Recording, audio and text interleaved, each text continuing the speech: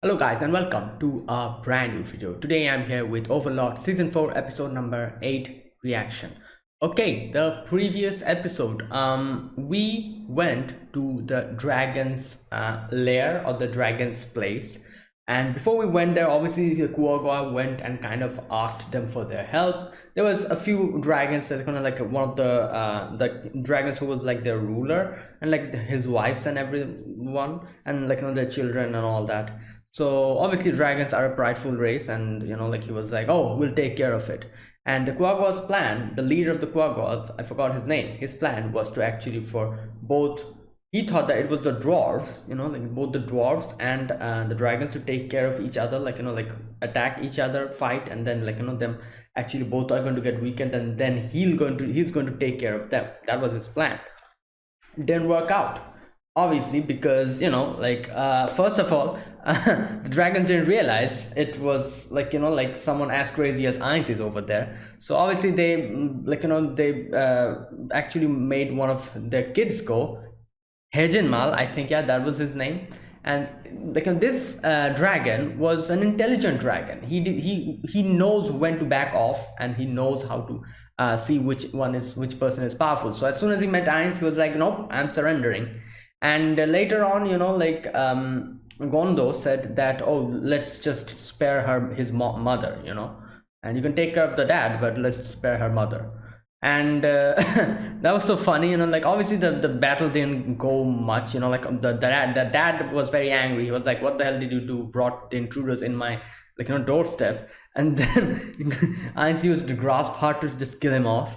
And when asked like, who is this, Hejinma's mom, everyone's like, I'm the mom. And Ainz was like, oh, you must be the one who gave birth, you must be the one who warmed the egg, and you must be the one who took care of him. So yeah, everyone's the mom. All right, every one of you gets to live. And he was kind of disappointed he did not get much raw material as for the dragons, but yeah, that's okay. And then obviously in the end, like the battle with the Kuaga happened. Shaltir and Aura, they go and obviously warn them. They're like, yeah, pledge alliance or you'll die. But the leader was like, nope, we're not going to do that. And then after everyone gets slaughtered, he realized how strong he is, and he was like, why didn't you say that you guys were this strong? But anyways, in the end, it's over. Like by the end of it, they when there was like 10,000 or something of them left, they decided to stop. And yeah, they pledged alliance to him by the end. And that the final section was extremely hilarious, because it was that whole section of Ainz realizing how it was actually the Death Knight's fault fell to their death, while Shaltir and Aura were like, oh, you knew about this, didn't you? You were just teaching me a lesson. And Ainz was like, yeah, that's what I did, like all according to plan. And later on, the whole conversation was Demuge was also a big misunderstanding, where Demuge somehow got the idea that Ainz is someone who looks so far into the future that it's like 10,000 years in the future, and Ainz is it's like in another one of those misunderstandings. And that was quite funny to see. But anyways, let's see what happens today. This is episode number 8. Let us begin. I'll be putting the subtitles on the timer here. Sync it to whichever is your preference, and let's get started. Okay, here's the countdown. 3, 2, 1, go.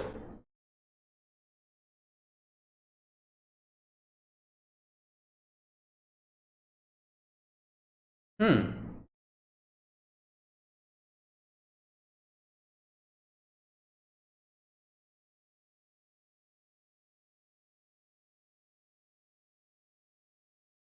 Oh.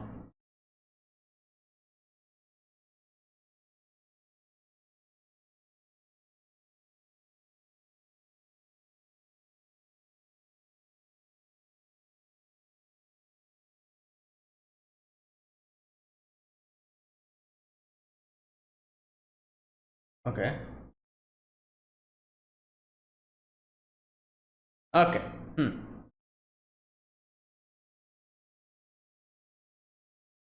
Well, obviously, like, how can he refuse?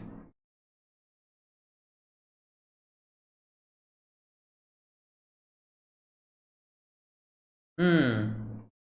Yeah.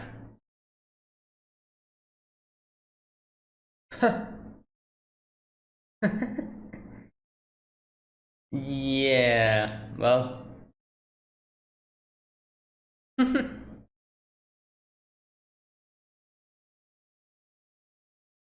Ah! Oh!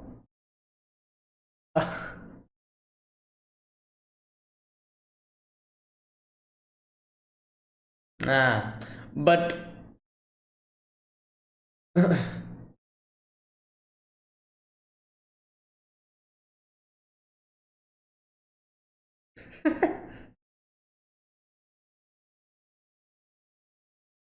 oh my god.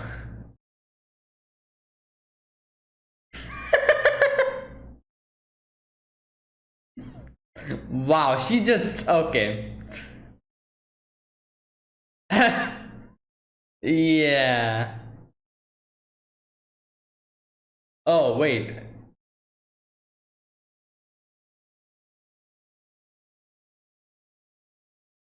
Hmm.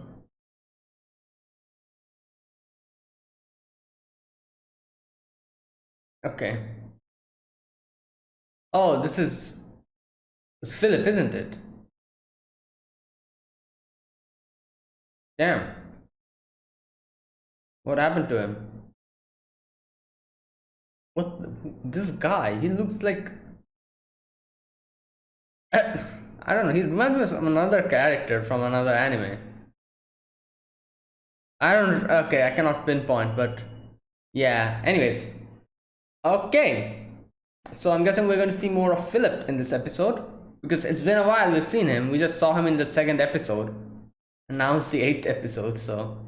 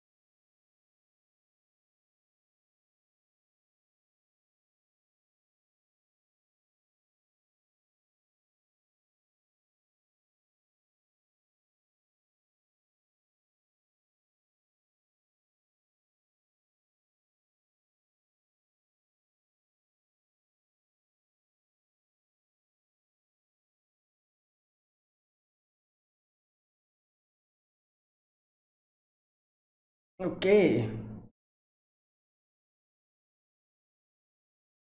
Baron Philip, unexpected. Yo,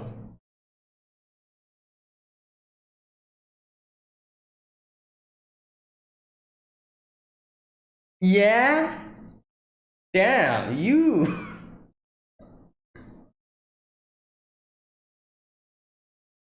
He has a big ego. Hmm.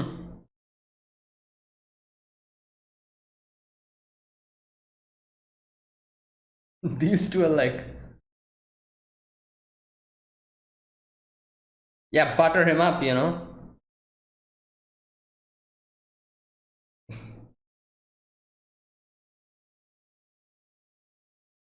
Yeah, yeah, butter him up nice, you know.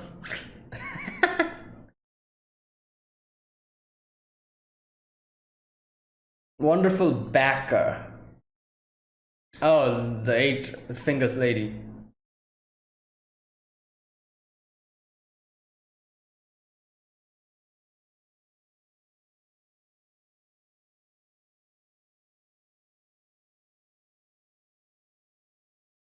Hmm. Yeah, exactly right. Oh, here we go. Letters. I wonder who writes the letters. I doubt Alberto replies to them. This was someone, probably someone else.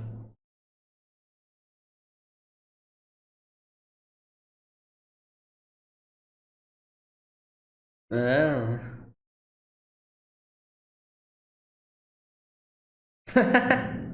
It's intelligent, you know.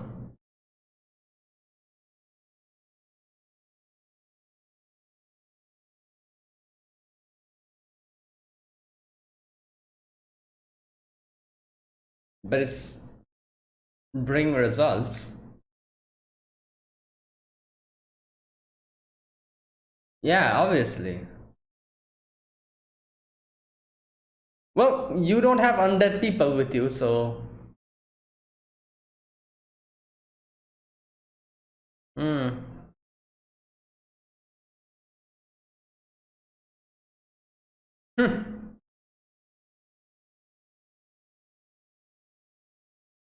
Lower the production of food crops.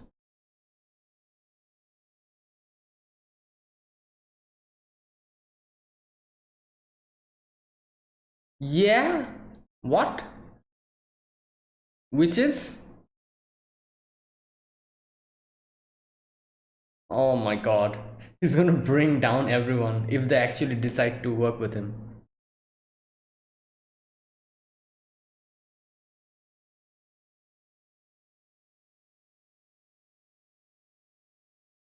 Manpower, yeah.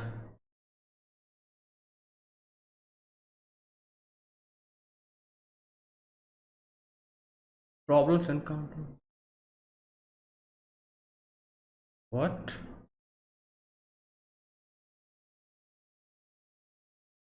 Okay, what's happening? Ah, Heijinmal is here. Oh. Pandora's actor.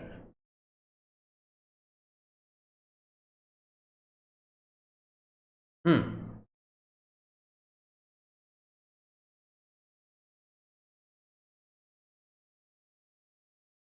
Hmm. Okay. Hmm.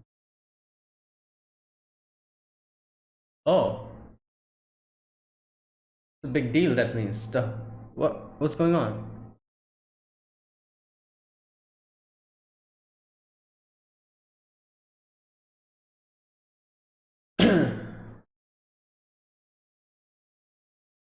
Yeah.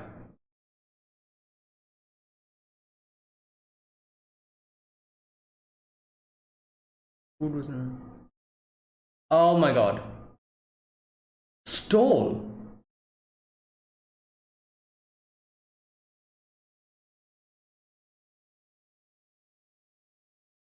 Wait, is this Philip?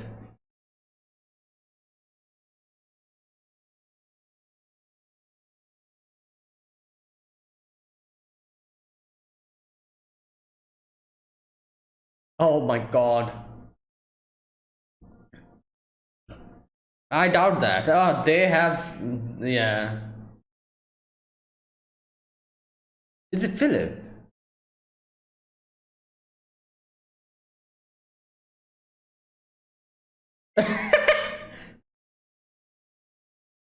It's Philip. Yeah. Come on.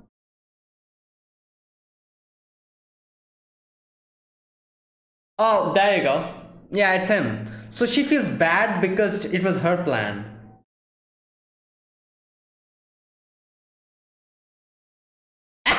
Wait, she is the one who's actually sending the. Okay. Oh lord, this is not good.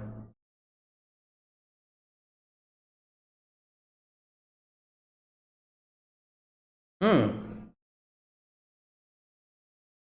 Witness.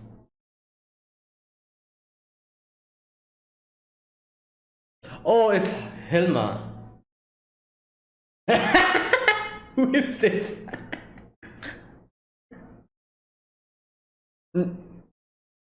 Yeah, because I don't remember. Sorry.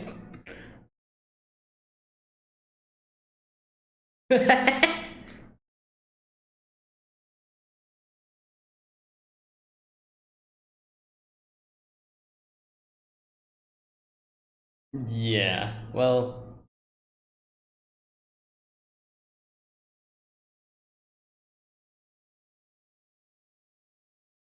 Oh. Oh, it's okay.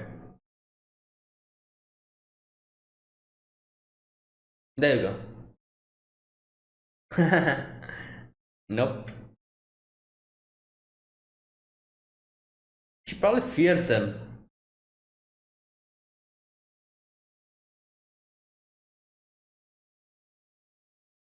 Yeah, that's true.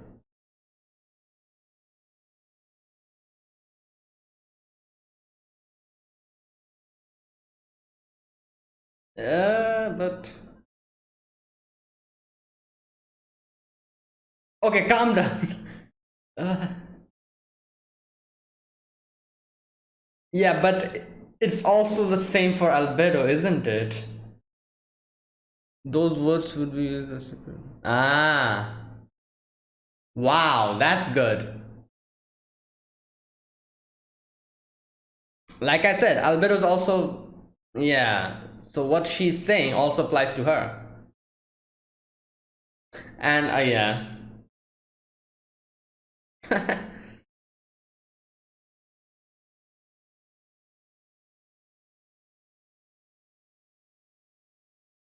Hmm.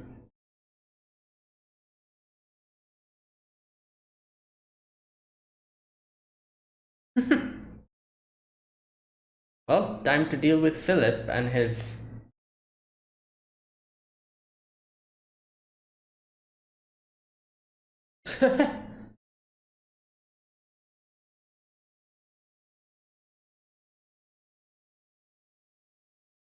Wait, what?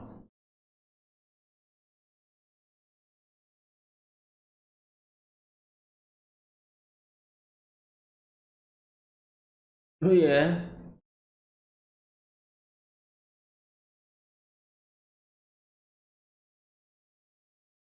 Wow. Well, she has also been converted.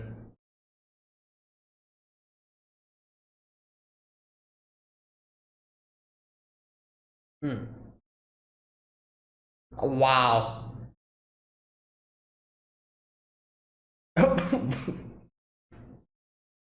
Yeah, okay, that's great.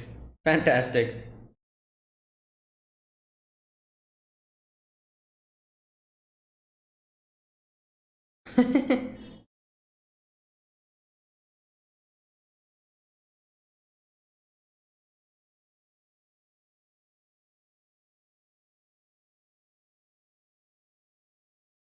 Okay.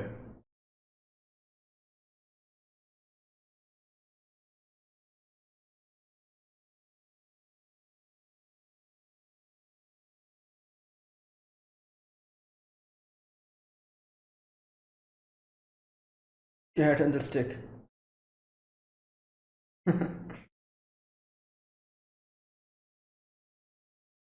All right.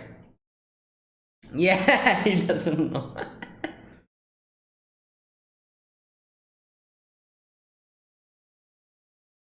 Named by Lawrence.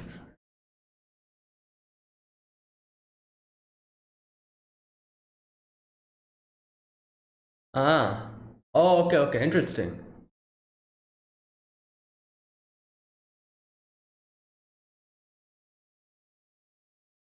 It's a runner, isn't it? Yeah. Okay. No. Wait.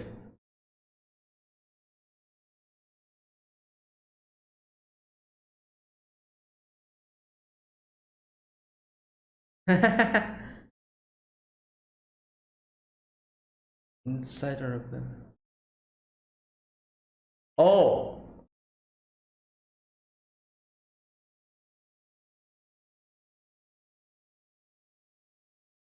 Okay.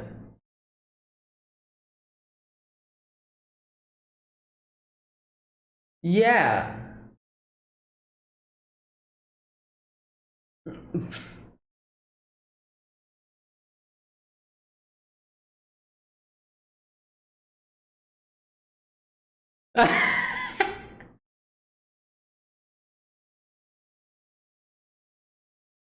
Yeah. Well, yeah. This is the first time Ice is actually correct in like a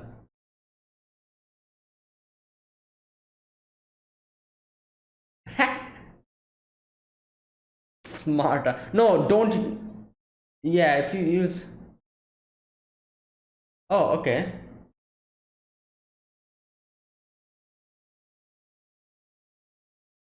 Oh, okay. Understandable.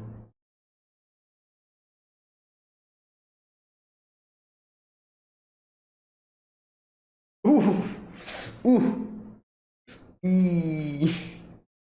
Oh my god.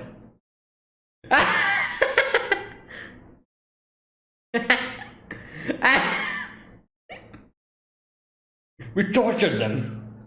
Oh my god. Hey, calm down. Oh my god.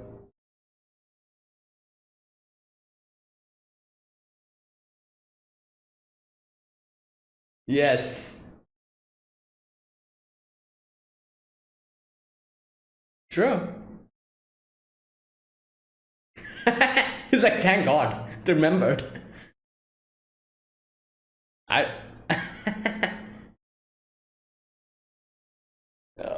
Wow. Oh no, what's he going to say?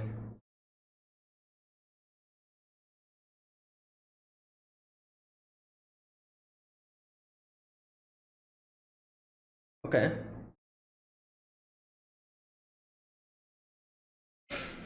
Well, because you're the king here.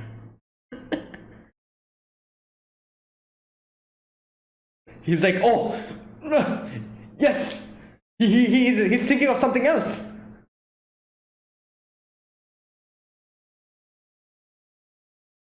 Ah.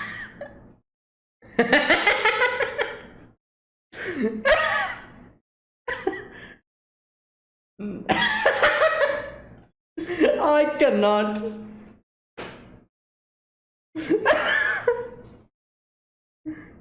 Wow.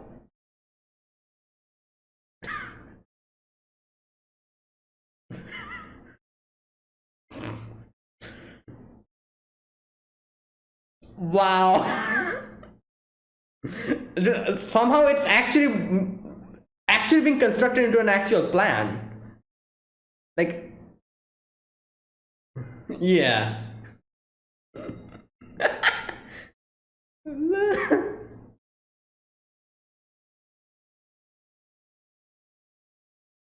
Oh no, here we go. Here we go.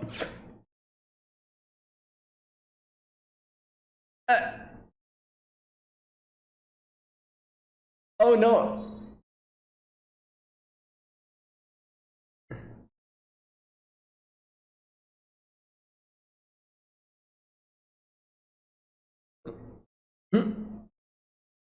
Well,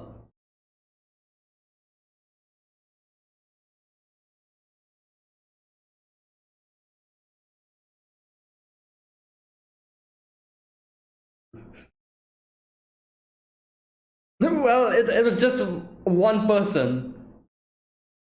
Oh no.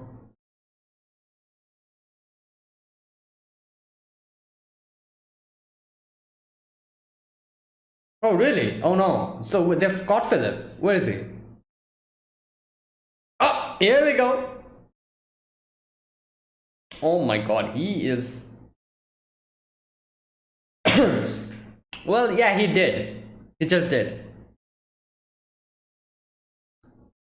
Which, shut up.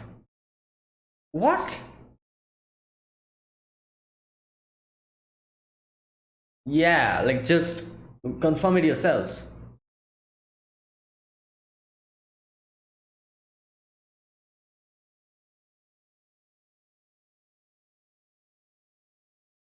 Yeah, yeah, that's innocent noble. What are you saying? Oh, what innocent noble?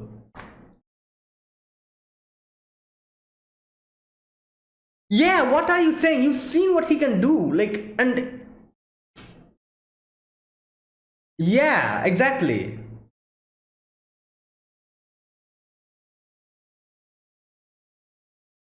You better listen to him. Otherwise,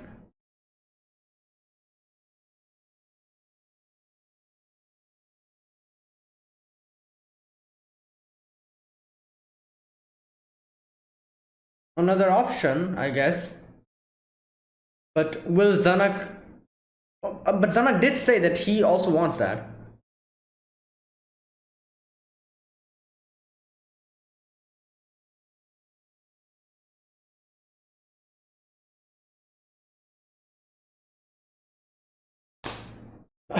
Well, there you go. I don't think it'll be a good idea. What?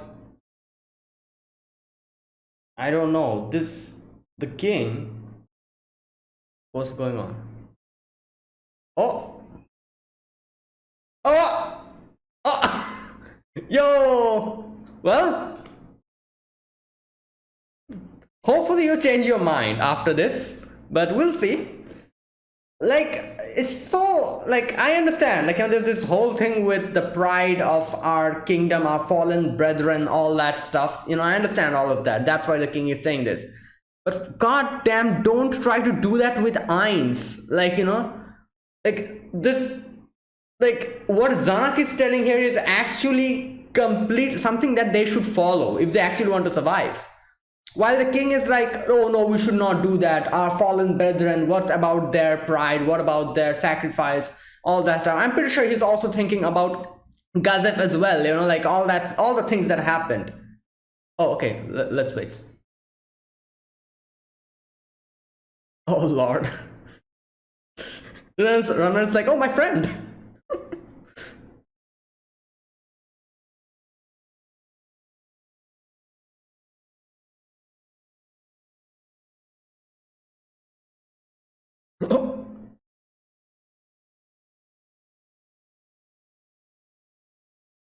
Yeah, okay.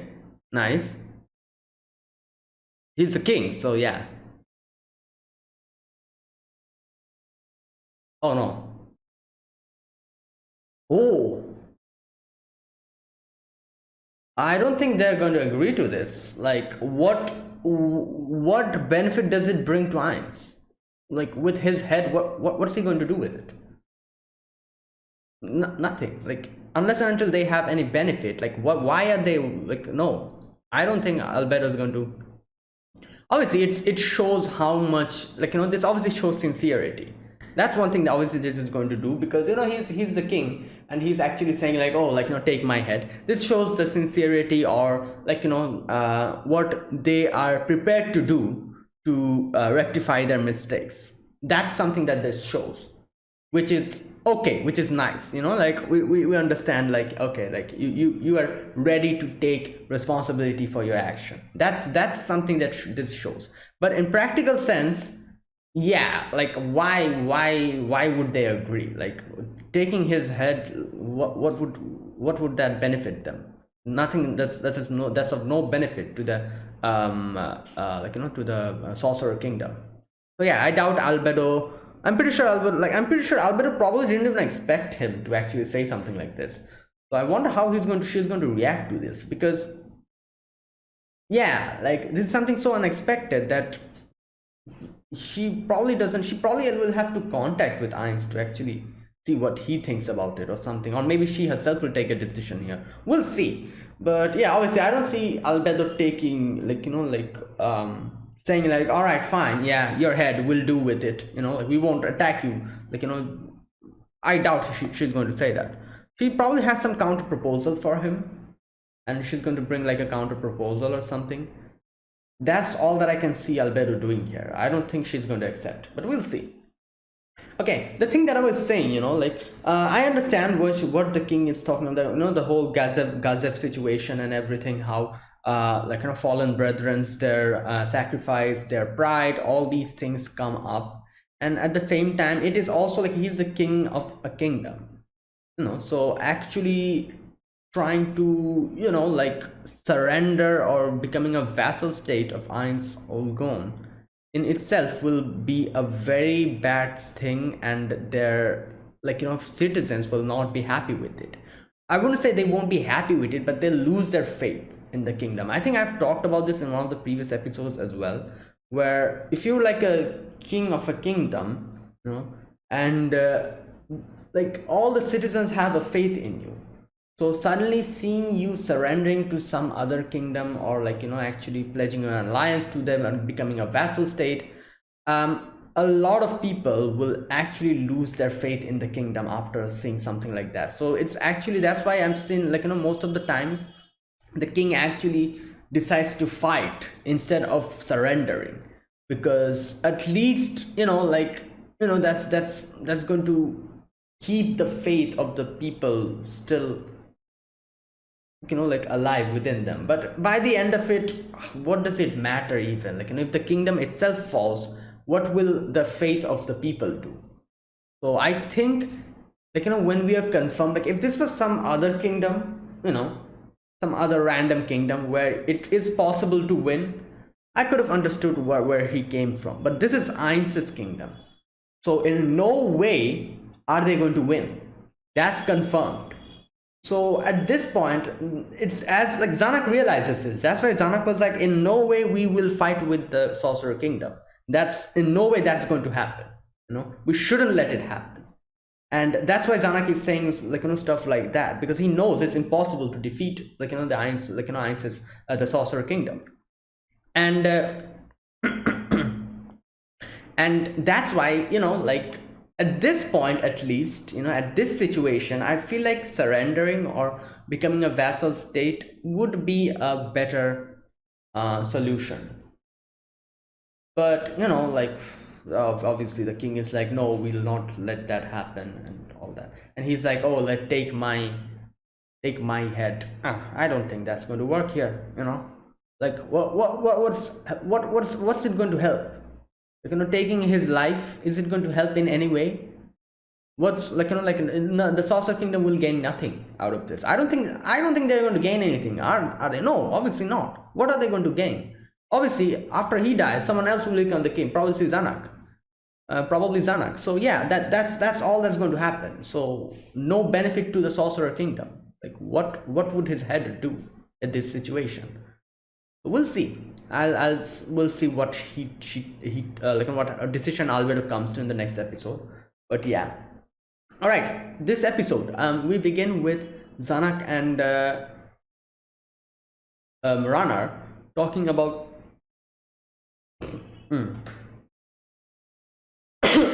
Okay, talking about, like, the kingdom and everything. And they're talking about the theocracy and all, like, all stuff about Yaldabaoth, and how they asked for help, sent an enormous amount of relief supplies, and also the whole situation about how the reputation of the Saucer Kingdom only continues to grow. And Ranar says, like, but didn't you give permission to travel through the kingdom to deliver those supplies? Like, obviously, like, Zanuck says, like, yeah, like, what else choice do I have? Like, I could have, like, refused them, saying stuff like, oh, the tax, like, the expenses and all that. But they even agreed to pay all of that. So who am I to actually, like, like, deny? Because they're providing everything. Not only that, they're also, I think he said something about, like, they also agreed, there you go, where is it, agreed to sell stuff or something. Where is it? We requested the rights to import tax and charge fees for use our merchants and our warehouses. The Saucer Kingdom accepted every request without any resistance. They even said we are willing to sell some of their wares within our country too. So there you go. Like, like, everything's positive here. So if he actually denies them entry, then not only is that going to obviously anger the Sorcerer Kingdom, but also a lot of other people, like, from other kingdoms will be like, oh, what's he doing? Like they're doing this, like, they're actually providing relief material, and they're asking passage through the kingdom, and they're even ready to provide everything, all the taxes and everything, but still, like, they are not allowing them to do it, which is obviously is going to paint them in a bad light in front of the whole world or something like that, I guess. So yeah, and like, he has no reason to deny this. So yeah. Okay. Rana says that you're thinking too negatively. Okay, now he says like, yeah, obviously this is a plot and all that, and the empire has become a vassal. And Rana says, why don't we also pledge themselves to themselves? Which is something I'm pretty sure Rana actually wants at this point, because we remember her saying previously something like, oh, my goal has changed now. I'm not going to be satisfied with just a nice little house in the, like, like when Zanak said that, oh, we'll provide you a nice little house, you'll retire over there, take whoever the hell you want. If you want to take climb with you, take him, or something like that, he said, I remember. And she's like, at this time in his head, she's like, no, that was my previous plan, now it has changed. So I'm pretty sure she actually wants the kingdom to become a part of the Sorcerer Kingdom, and that's what she's trying to do here. She just casually just puts this out on the table, like, why don't we become a vassal state? And Zanak says, like, if we could control our nobles like the empire, the first thing that would happen if I did that would be a rebellion. Interesting thing I actually realized after he said this is, like, actually Nyx's kingdom, and Bahadur Empire, yeah, like their kingdom, I can see Nyx being the sole ruler of that place. All the nobles and everything, obviously they have powers, but I don't see anyone actually saying something against Nyx when Nyx takes some decision about their kingdom. However, this, like, Zanak here, like he said, like, Nyx could probably take care of the nobles over there. We cannot do that.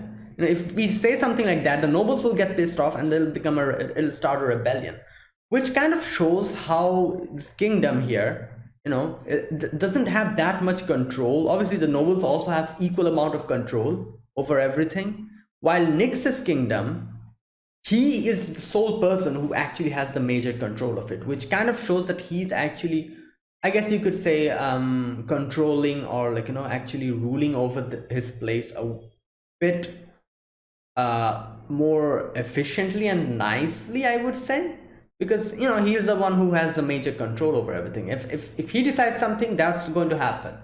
None of the nobles can say anything, or even if they can say, no one would listen. While here, in Zanak's case, that wouldn't fly by. If he suddenly says, like, oh, like, let us become the vassal state of the kingdom, the nobles will be furious. They'll be like, no, why are we going to do that, and blah blah blah, all those, like, stuff, like, they're going to talk about, and they'll, like, start a rebellion, like he said, like, it's going to be a mess. So yeah, that's the major difference between the two kingdoms, I guess. And Zanak actually says that I wouldn't mind becoming the vassal state, or something like that. He says, wait a minute, did he say that? Just a second, let me see.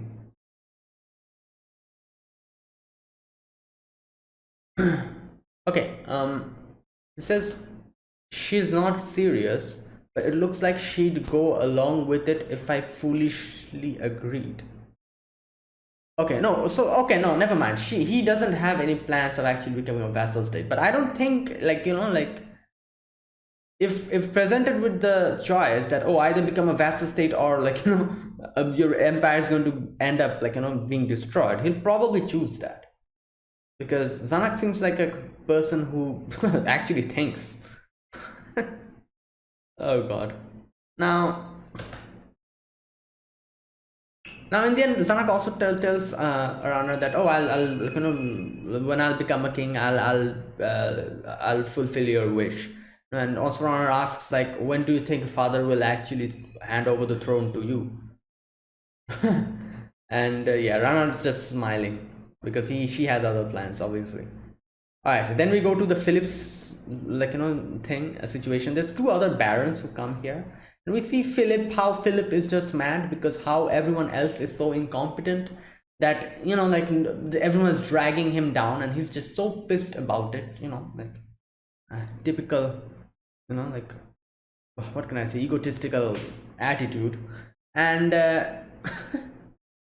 my god, he's like, yeah, he's just boasting about it and everything, and all the other barons, and they're just buttering him up nice, probably have some other agenda or something. I'm not sure what they're trying to do. And now here, the other baron comes up with the news that, what's happening. The Sorcerer Kingdom, they're using the undead as, like, laborers. and they can work tirelessly. They don't have to get paid, you know, like nothing, you know. It's like they don't have to get fed.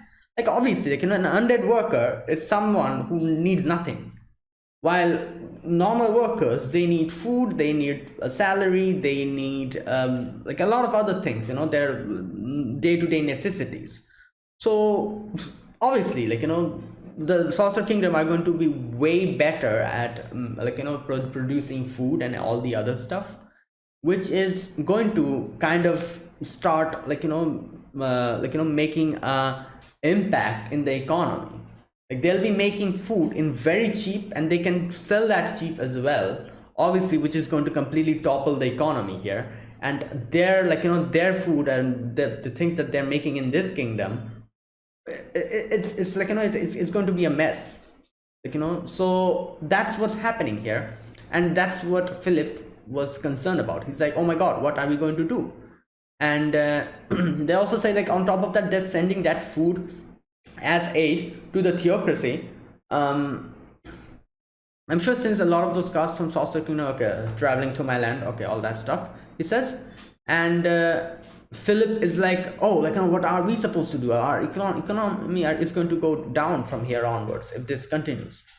And then I don't know what the hell he thought here. He came up with like a plan where he decided to rob the, oh my god, you know what, let me read this part. What, how, like, is he that drunk that he did not realize?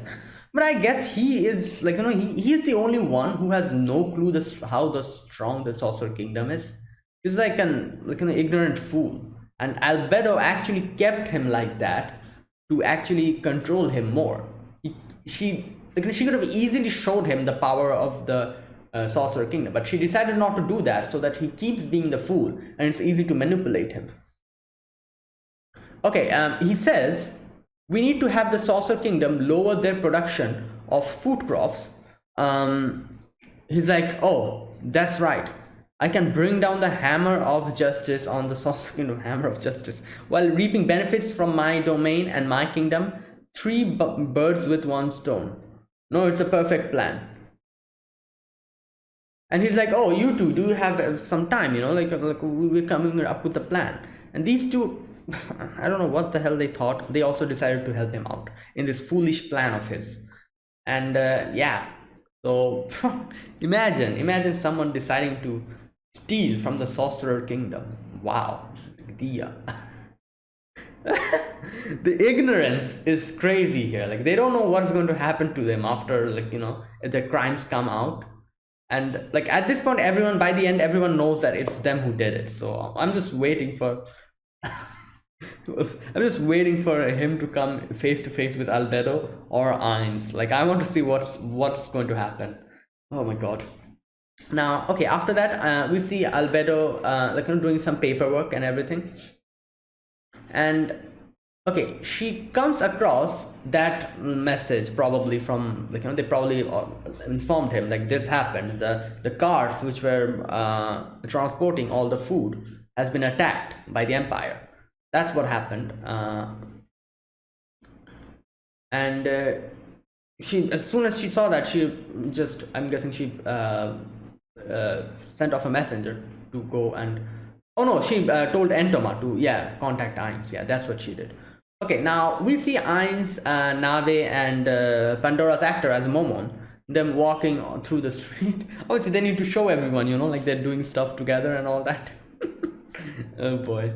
I was actually looking forward to see Ainz interact with Pandora's actor here. Unfortunately, it had to be cut short because, you know, like the whole thing happened. He needed to go back. And yeah, now Entoma contacts him and he decides to go back. And Albedo's here. Albedo has actually called in every one of them.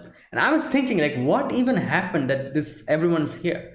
And then, you know, like I realized, oh, it must be Philip, because he was talking about the whole food situation, and now the food has actually been stolen. So it's definitely Philip, and there you go. That's what it was. Now, here Ainz says, like, okay, so what actually happened? Did the Eight Fingers betray us? Like, you know, or like, you know, was it someone else? And at first, you know, like I think Albedo was still not completely convinced here. And she was sweating because she probably thought like, yeah, maybe it was Philip. And Philip was also the person who was underneath her control. So she was feeling bad because this happened because her lack of monitoring Philip. So she was sweating and she was actually, and I also kind of saw that. And so I said, what's going on here? Like, did something happen? Um, he says that what's going on? Isn't this the attitude of an employee that has to tell her boss that he's made a terrible mistake? Yeah. And not only that, it's not that Albedo made a mistake, but Albedo's subordinate made a mistake. Like technically, if you can see it like that, Philip is technically Albedo's subordinate, on the person who's Albedo looking like kind of keeping an eye on. So that's even worse, like just oh my god. But okay, so Ainz asks like, what's happened? Tell me. Like, no need to worry about it. And she says like, I think that it's probably Philip, because you remember the person I said that I'm going to use to take control of the kingdom. That person, it might be him. I'm not sure. And I love how Ainz says that, oh, the one who's been sending letters to, and Albedo's like, only for the sake of the plans, like just like that. Now I actually thought Albedo was not the one who's writing the letters. Now I thought she probably told someone else. She was like, oh, I don't have time for this foolishness. Like, you, that person over there, come here, just write an appropriate letter to this and just send it. I thought that was what's happening. Actually, she actually was the one writing the letters. All right.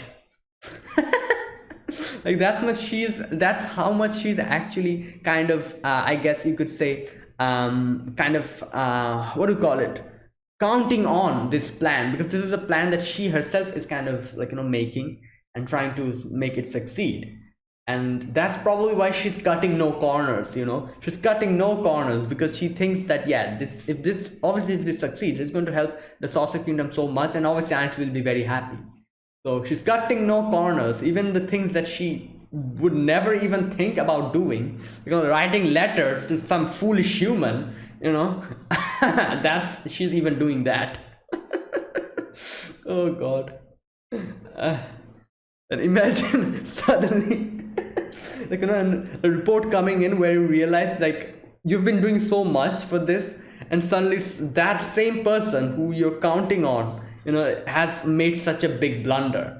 Like, that's basically this situation. Philip made such a big blunder that Albedo herself is pretty confused as to what type of face she should bring in front of Ainz. Like, this is such a weird situation. God. Okay, now they bring in Hilma here, because obviously there's also a possibility of the Eight Fingers betraying them. So Hilma's here, and Hilma's just afraid. She's like, oh my god, I'm going to die today. I don't know what's going to happen. And the previous trauma comes back, what happened, how all the Eight Fingers were treated. You remember, like the whole, I remember that, I forgot their name, that one person, who kind of tortured them. And Hilma was I think Aura, not Aura, but Mare. Yeah, Mare was the one who took Hilma back to their base or something. I remember that. Yeah, he was holding her hair and kind of dragging her out. So yeah, I'm pretty sure a lot of things happened after that. So all the Eight Fingers are probably just just very scared about this situation. And Hilma is like, oh no, I've messed up. What's going to happen? Now she apologizes and everything, and Ainz first, obviously Ainz is like, okay, tell me, are you the one who did it? And she's like, no. And then he goes up and uses the dominate. I think that's like a way to bring out her, she probably wouldn't be able to lie after that. So he asks a couple of questions. He asks like, oh, was it you? Did you guys do it? Betray me? She was like, no. And she's like, oh, was it do you have any feelings of hostility against us? And she's like, no, not a bit. And then he says like, okay, if this was actually something that happened because some indirect trigger that resulted in this, then it's not your fault, so it's fine. Okay, it's okay. Obviously Albedo's pissed off. Albedo's like, why? Like, like obviously someone's subordinate's problem, like, like fault is that person's fault, the boss's fault. And like as soon as she says that, I'm like, what are you saying, Albedo? Like if you say something like that, it also applies to you. Like you are the, like, you're also, like, like just like how Philip, if you think about it, is like under Hilma's, like, like notice, under, like, like Albedo's over Hilma. So what she's saying about this also applies to her. And if you go even further than that, which Ainz is the one who brings it up, he's like, oh, you're saying that, Albedo, so what about me? Like you are Hilma's boss, I am your boss, so do you think this is my mistake? That's what he brings up. And Albedo's like, obviously not, like what are you saying? And now he also brings up a very nice thing. Where is it? Okay, it would be unfair to blame you for the crime. Cygnus is innocent. Albedo says that responsibility of the mistakes of like underlings should be something the people above them. Okay, I love the thing that Ainz says here, which is such a, I have to say, which is such a like quality that defines how good he is at leadership. Like I've said, he doesn't understand the main, like, complexities of, like, of kingdom, of ruling a kingdom and all that. He doesn't know of all of that, but like, he has the good idea about how to rule over people, what to do and what not to do. He doesn't know what a vassal state is. He doesn't know, like, all the other complexities of ruling a kingdom, but he has a very good idea of how a leader should be. He says here, a superior should be responsible for the mistakes of their subordinates. I also agree. However, these words should only be used by a superior to protect their subordinates. There you go. It shouldn't be used by another to force the responsibility of someone below them. Exactly. Which is, wow, which is such a great way. Like, that's why I'm saying, like, he doesn't know a lot of complex things, but he knows how to be a leader, which is something that I feel like everyone, like, all the person who are above, on top, they need this quality. So yeah, you can learn, obviously you can learn how to, like, the main complexities of, like, ruling a kingdom. You can learn what a vassal state is, but this leadership qualities, these like, these inner morals, these comes from within. You cannot learn them like that. Like, it must come from within, and that's something that Ainz already has, which makes him perfect for being the king. And eventually in the future, it will also probably make him perfect to be the ruler of the world. Like, he will be a wise king, not a tyrant. Okay, so obviously after listening to that, Hilma's like, wow, like what am I witnessing? The like, the Ainz, like the great Ainz Ulgon is actually saying this. Okay, now then he brings up the whole situation about how Ainz is also responsible for this, if that's what Albedo thinks. And Alberto's like, obviously not. Okay, now he says, like, okay, like, Hilma, your punishment will be just help Albedo out with all the, like, trying to make this situation okay, and that's it, nothing else. And okay, he then returns Hilma back to their place. A few other people comes back. This part I was a little bit confused. Because everyone kind of comes in front of her and they're like, Hilma, are you okay? I have some fruit liquor. Do you need to cleanse your mouth? The others are coming as quick. Okay. She says it's okay. They didn't use that on me. This is one part where I was a little bit confused. I'm like, what is she talking about? And then I realized she's probably talking about, like, some kind of a torture method or something. Like, they probably witnessed that and went through that before when they were caught before. And she was probably fearing that they're going to do the same thing to them, to her again, which I'm guessing is probably putting something in her mouth. I forgot what they actually did to them. I do remember, I think it was in season 2. Like, I do remember what happened, but I don't remember the details. But it's probably, that's what probably she was talking about here, wasn't she? She's saying that they didn't use that on me. She was probably talking about like some kind of something to torture her or something. And everyone's like surprised. They're like, really? And she's just very happy. She's like, oh, I met the Sorcerer King. His Majesty is a very reasonable person, and I'm going to I'm so happy to be serving under him. And she just starts just blushing and just very happy. And I'm like, yeah, great. another another person who's just crazy about Ainz has just joined the ranks, I guess. So there you go. Okay. I never realized, oh my god, what she says here. I never realized how sweet the candy was until I experienced the pain of the whip. So basically she's saying like, because I was tortured and I went through all of those things before, now that I'm being actually subjected to kindness, I actually understand how sweet this is. What a messed up conversation, I have to say. But well, as long as she's happy, Oh boy. And she's like, yeah, I trust him with all my heart and all that. Okay, now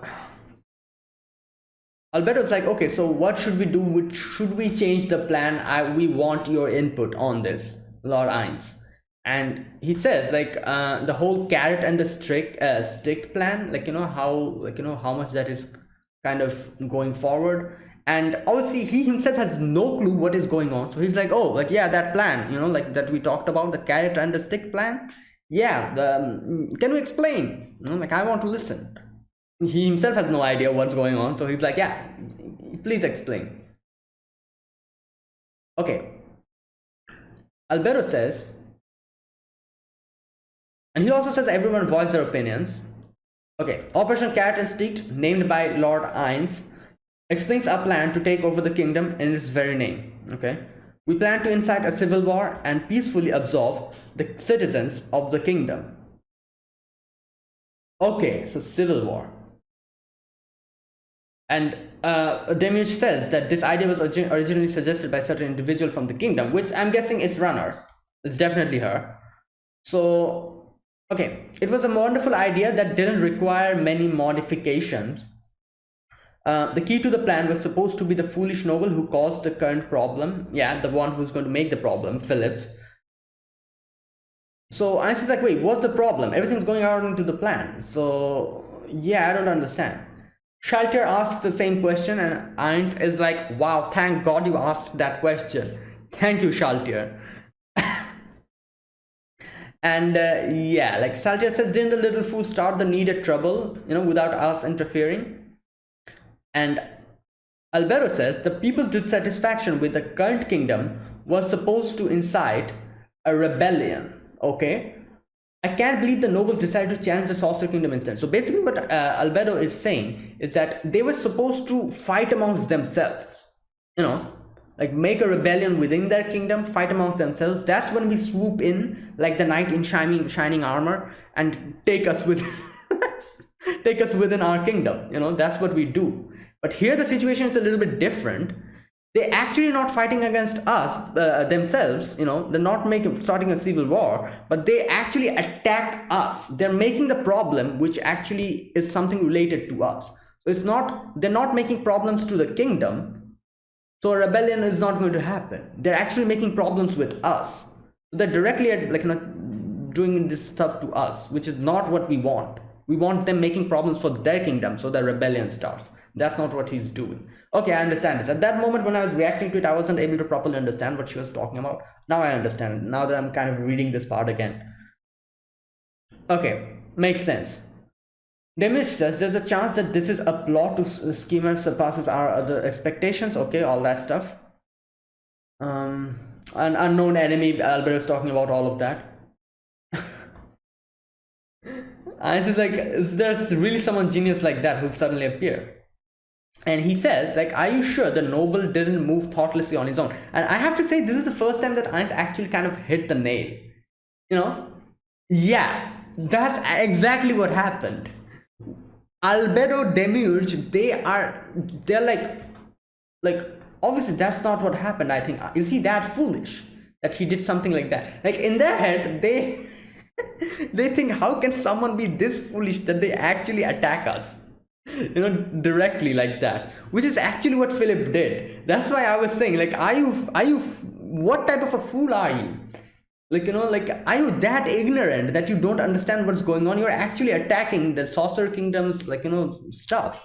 So I myself was also kind of surprised that he, even though he was drunk, he actually decided to do that. Like, how ignorant is he? Is he not realizing what's he doing? Doesn't he know what's going on in the world? The whole, how Saucer Kingdom has done this, like, how the Ain Sulgon has killed so many people, like, all at the same time. All these, like, rumors and everything that's floating around. Does he know nothing about it? What's going on? Is he that ignorant? Which is something that Albedo also says. Albedo's like, yeah, I don't think he's that much of a fool that he's actually doing this on his own. Well, that's exactly what's happening. And Demiurge is like, no, wait, Albedo. We can only think of countermeasures against an intellectual, but Lord Hines can even understand the minds of an asinine.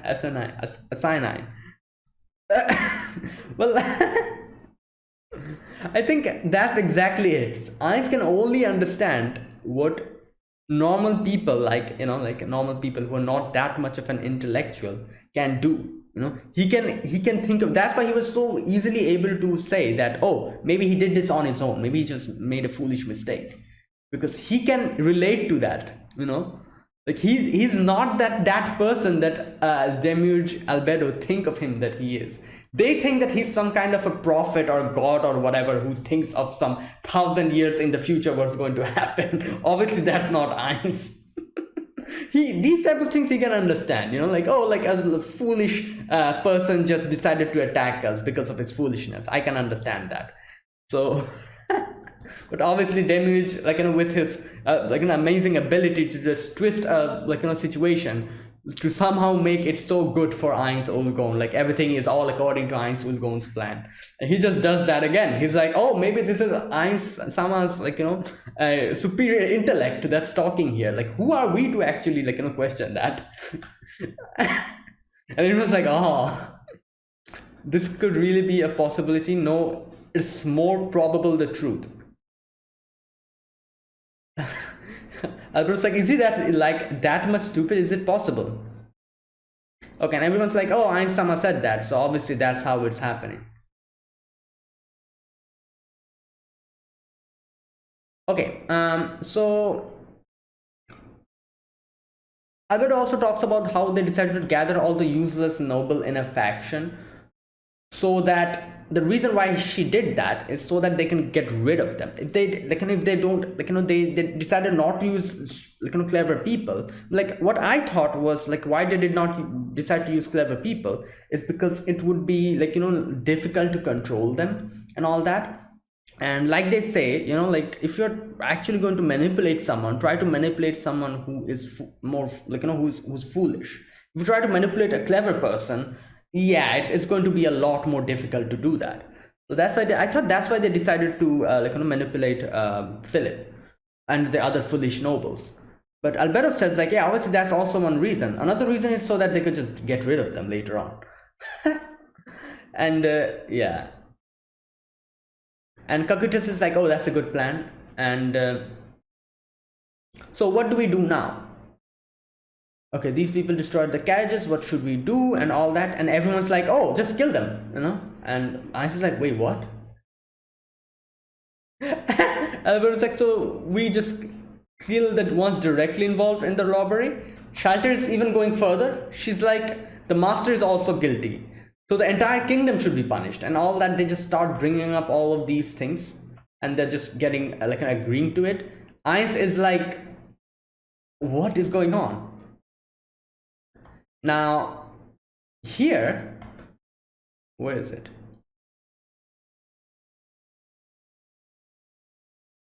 Okay, Demut says that, and also Albedo says that no, Einstein once said that we should not rule with fear, we should rule with, like, yeah, ruling with fear will just going to make more enemies. A desolate kingdom would sully the name of Einstein, which is true, like what are you going to do with like a empty kingdom? Like if you just destroy all your enemies, like everyone's dead, so then you're just alone, like it wouldn't work. And Einstein's like, thank God they decided to stop. And everyone's like, yeah, definitely we're going to do that. Okay. So he says, like, Demert says we'll have to temporarily stop or completely abandon the plan, or some heavy adjustments are necessary. So, okay, after that, where is it? And I suddenly says one of those lines, which could be interpreted in so many different ways. He's like, Demut, has this plan truly failed? He genuinely asked a question, has this plan truly failed? But obviously Demut is like, wait a minute, I'm actually sensing something. Like Einstein's wisdom is like, this is like one of those rare moments, not rare, but one of those moments that Einstein actually bestows us with his superior wisdom. And he's like, yeah, maybe this word has some other meanings. And he's like, yes, I understand. I was just like, what? Like, I just normally asked a question. Like, has the plan truly failed? I actually want a genuine answer.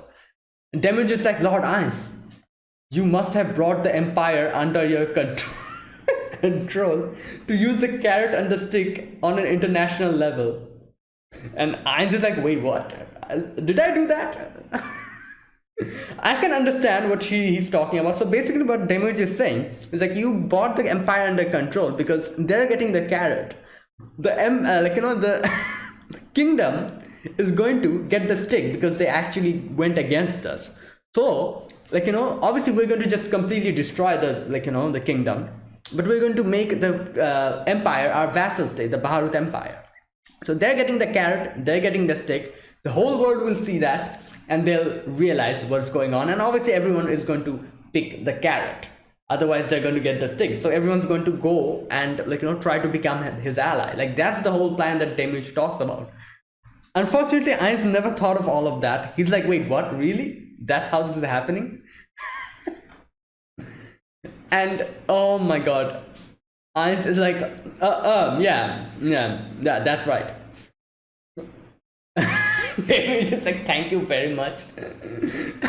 Since I've received permission from Lord Eins, let's give the kingdom a devastating punishment. And Albert was like, yes, finally. So the foolish kingdom who went against us should receive the stick, and obviously the Bharat Empire who become a vassal state is going to get the carrot. You remember when the whole episode when I talked about the whole Nix when said like, oh, I'm going to become the vassal state?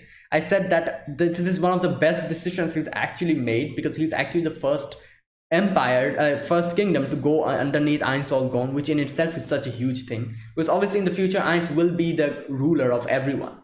So them being the first kingdom who came underneath his kingdom is a big thing. Everyone's going to look up to like the Bharat Empire after this because of Nix's good decision. So like that's what I said, like I'm like, yeah, this guy is making a really good decision here, actually going underneath Eins's like control. And there you go. This is what we see in front of us now. They are getting the carrot, because they decided to become the vassal state, while obviously the foolish empire and the foolish the subject, Philip, who's another one of those foolish people, because of the thing that they did, they're getting the stick. So yeah, good for Nix, like he actually decided to become the vassal state, which is such a good thing to do. If you can't beat him, just join him, basically. So there you go. And Eins is just all flabbergasted. He's just sitting and he's like, wait a minute, all of these things were happening? Okay, I guess. Yeah. Now, okay, so after that, the empire, not empire, sorry, the kingdom, Zanak is there. everyone's sitting down. Zanak brings up out the letter, and like they have actually decided to wage war. I think that's what they said. People of the kingdom use force to seize the food supplies sent to the theocracy. The Sorcerer Kingdom considers this as blatant hostility and is willing to declare war if necessary. If necessary. So yeah, it's not all over, like if necessary. It's just a warning. So there you go. That's what it is. And obviously, like all the other kingdoms which has become the allies for Ainz's Sorcerer Kingdom, like the Baharut Empire, the elf, like the Dwarf Kingdom. What was the other kingdom? Wait, I forgot. Oh, the dragon. Yeah, the dragons. Theocracy and the equally powerful one called Faceless. Wait, Faceless. Did I forget what? Who are the Faceless? Oh my god, I actually forgot. I'll check it out later on. Faceless. Wait a minute. Let me just check it now. Faceless.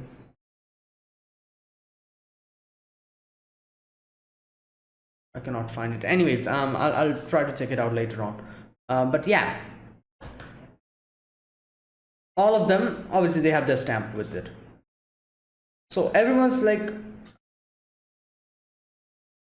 oh wait. Oh, he himself explains it. Who the place? Just a second. The one who controls the temples are also present. Oh, that's the Faceless. Oh, okay. Everyone's like, I've never heard of the person and all that. Okay. So they talk about what's happening here. Is this like a third party thing? Are the Sorcerer Kingdom lying about it and all that? And like Zanak says that, oh, we have actually researched about this, and it's actually someone called Philip who has done it. And all the other nobles are like, okay, I cannot imagine a noble of our kingdom doing something so stupid. Like, wow. This is the situation, like all the nobles, they have such a huge ego, and they're like, oh, one of our people, they cannot do such a stupid thing, obviously that's impossible. Maybe the Sorcerer Kingdom is lying. There you go. So yeah, and I guess Zanak, this is the reason why Zanak was like, yeah, the nobles are not going to accept it. They'll start a rebellion. Okay, now after that, Zanak is like, should we use his, to kill him and use his head to negotiate with the Sorcerer Kingdom? Now here is the part when I was like, the king was like, what are you saying? Now, oh god, this part is so, like, I actually agree with Zanak here, like, as he says, like, we shouldn't fight against the Sorcerer Kingdom. And the king says, you don't mind sacrificing the life of an innocent noble to accomplish that. Innocent? Have you actually, didn't even actually try to see whether he was the one at fault or something. They just decided that, oh, like, yeah, like obviously one of our nobles, they're not foolish enough to do that. So he's just saying, like, how can he say innocent noble? He decided to attack them. How can he be innocent after that? What the hell is the king even saying here? I don't understand this part. Like, oh god. And he's saying, like, oh, sacrificing our own. Like, you saw what happened. Like, oh god. Like I said, like, and I understand he's the king, and all the whole, like, our comrade, their sacrifice, blah blah blah, selling our own people, that's something we should not do. But this is Ainz's kingdom. You don't get away after doing stuff like this. So you have to actually come to a good, like, an actual decision. Zanak is completely correct here. What Zanak wants to do here is actually something that would benefit them. And he says, my son, is there something a future king should say? What king? You think he'll be the king after Ainz comes in with his army and just completely destroys this kingdom? Who will be the king then? Like, what? Oh god. Wow. Like, and Zanak is like, I know, however, you've witnessed the tragedy of the Castle Plain with your own eyes. Like, oh god. And yeah, obviously he's saying like, what are you saying? You should never ever even try to go against the Sorcerer Kingdom. That's one thing we should never do. And he says, I'm against it. And like, just okay. Now one of the, I think, nobles stand up, and he's like, oh, can we become a vassal state of the just like the Barut Empire has become? And obviously the nobles are just pissed off, as Zanak, like, envisioned what's going to happen. They'll not be happy with this.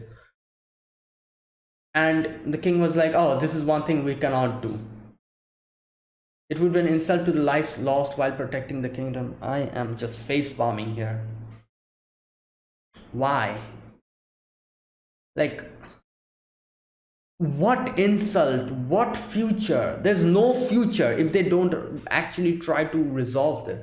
Like, I don't, like, what is the king thinking? I'm actually thinking like he thinks that, oh, I'll just give my, like, head to the Sorcerer Kingdom, and they'll be like, all right, fine, we accept that, because he actually says that in the end. He's like, oh, can you, like, let us go if I, like, I offer my head to you. That's what he says to Albedo. So I'm guessing that's the big plan he has. He's like, okay, I'll like, sacrifice myself for the kingdom, and everything will be fine after that. I don't think that's how this is going to go. I genuinely don't think. And that's why he's saying like, oh, the future, like, like, of our kingdom, the insult to all the lives lost protecting the kingdom. If this is like a what can I say, like, if this was like some other anime where the situations were something different, I would have probably applauded the king because he took a decision like this. I would have been like, yeah, great, you're a good king, like this is how a king should be. No, this is Overlord. That's why I'm actually saying that what you're doing here is wrong completely. This is not the way you should be doing this. This is not some other anime. This is Overlord. What you're trying to do here, that would go well in some other anime, not here. So definitely don't do that. Like, listen to Zanak. But yeah, like, and he says like, I have a good idea. Like, obviously that was the idea. Like, Albedo comes in and he just says, where is that? Where is it?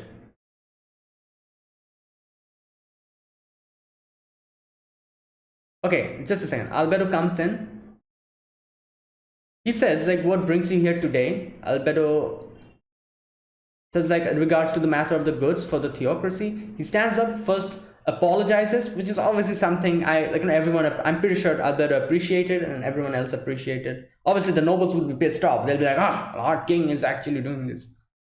Whatever, like, leave them, like, no need to think about them. But what the king did here is obviously honorable, noble, and nice. So yeah, actually apologizing, being the king of such a huge kingdom.